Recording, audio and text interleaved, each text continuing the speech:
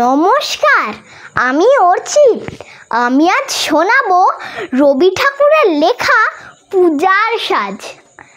আশ্বিনের মাঝামাঝি উঠিল বাজনা বাজি, পূজার সময় এলো কাছে।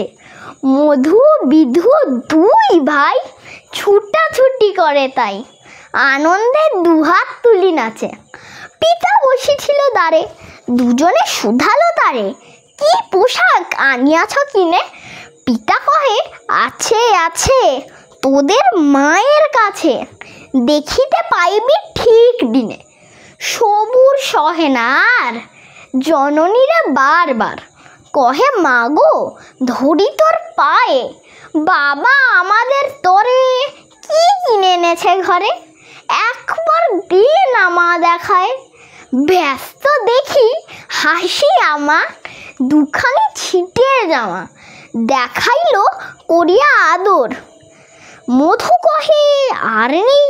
মা কহিল, আছে এই এক জোড়া ধুতি ও চাদর। রাগী আগুন ছেলে কাপড় ধুলায় ফেলে, কাঁদিয়া কহিল, চাহি না মা রায়বাবুদের গুপি, পেয়েছে জরির টুপি, ফুল কাটা সাটিনের জামা। মা কহিল, মধু ছি ছি, কেন কাঁদো মিছি মিছি? গরিব যে তোমার বাপ, এবার হয়নি ধান, কত গেছে লোকসান, পেয়েছেন কত দুঃখ তাপ। তবু দেখো বহু ক্লেশে তোমাদের ভালোবেসে সাধ্য মতো এনেছেন কিনে। সে জিনিস অনাদরে ফেলিনি ধুলার পরে, এই শিক্ষা হলো এতদিনে।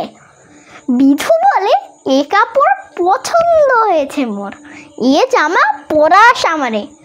মধু শুনে আরও রেগে ঘর ছেড়ে দ্রুত বেগে গেল রায়বাবুদের দ্বারে।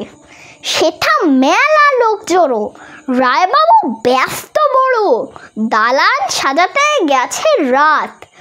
মধু যবে এক কোণে দাঁড়াইল ম্লান মনে, চোখে তাঁর পড়িল হঠাৎ, কি রে মধু হয়েছে কি? তোরে যে শুকনো দেখি। শুনি মধু উঠিল কাঁদিয়া, কহিল, আমার তরে বাবা আনিয়াছে ঘরে শুধু এক ছিটের কাপড়।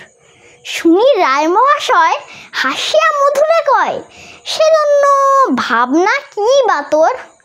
ছেলেরে ডাকিয়া চুপি কহিলেন, ওরে গুপি, তোর জামা দে তুই মধুকে। গুপির সে জামা পেয়ে মধু ঘরে যায় ধে, হাসিয়ার নাহি ধরে মুখে।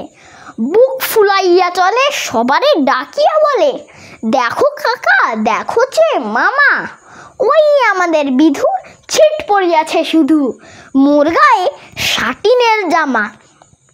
মা শুনে কহেন হাসি, লাজে অশ্রু জলে ভাসি, কপালে করিয়া করাঘাত। হই দুঃখী হই ঋণ, কাহারও রাখি না ঋণ, কারো কাছে পাতি নাই হাত। তুই আমাদেরই ছেলে, ভিক্ষা লয়ে অবহেলে অহংকার করো ধে ধে, ছেঁড়া ধুতি আপনার ঢের বেশি দাম তার, ভিক্ষা করা সাটিনের চেয়ে। আয় বিধু আয় বুকে, চুমু খাই চাঁদ মুখে, তোর সাজ সবচেয়ে ভালো। দরিদ্র ছেলের দেহে দরিদ্র বাপের স্নেহে, ছিটের জামাটি করে আলো। নমস্কার।